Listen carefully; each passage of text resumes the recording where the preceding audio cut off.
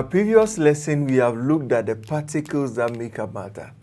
So we are saying that when you take a solid like block, it contains atoms, it also contains molecules, and it contains ions. And then we also looked at the characteristics of solids, liquids, and gases. We realize that for solids, their particles are closely packed together when you compare them with liquids. The solids have fixed shape and fixed volume, while liquids have fixed volumes but then no fixed shape. In today's lesson, we are looking at the importance of some specific materials in life. So the application of matter have been used to produce so many materials around us. And we'll look at how important they are. So by the end of the lesson, we expect that as a student, you should be able to identify some applicable materials that are around us to human life. So let's look at some importance of some specific materials to life.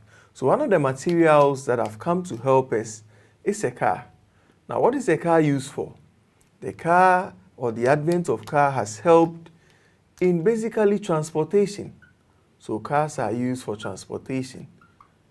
Previously, when there was no cars and people used animals to travel from one distance to another, I realized that it could take them days to travel to places where it would have to take them minutes for them to go to using a car. So car has come to help us in transportation.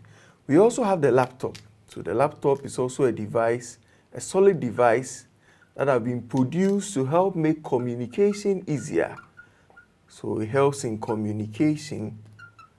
It helps to make communication easier. So because of the advent of laptops, people are able to stay in their homes and have video calls with people abroad or at far distances without having to move themselves and their logistics to that particular place. We also have medicine. So the production of medicine has come to help us a lot to cure diseases. And medicines can exist in solid forms like the one we see or in liquid forms.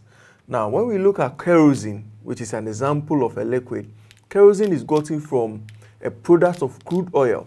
And kerosene helps to produce fuel for engines and for machines. So it's a source of fuel. So kerosene serves as a source of fuel for machines. So it's very important. And then we also have perfumes. Perfumes is a liquid form that is used to help people smell nice.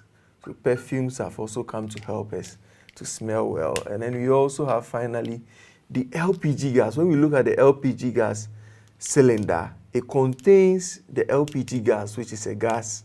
So it has been produced to contain a gas so that we can use it as a source of fuel in our homes for cooking.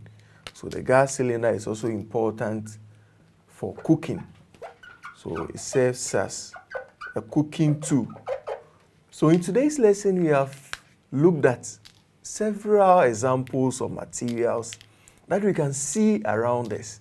We've mentioned cars, we've mentioned laptops, we have mentioned the gas cylinder, we've mentioned medicine, and then we've also mentioned perfumes. And we've seen how important these materials are to us. You can write out more and write out their importance. In our next lesson, we'll be moving on and we'll be looking at the living cell. We'll look at our body components, what it is made up of, and how it functions. See you in the next lesson.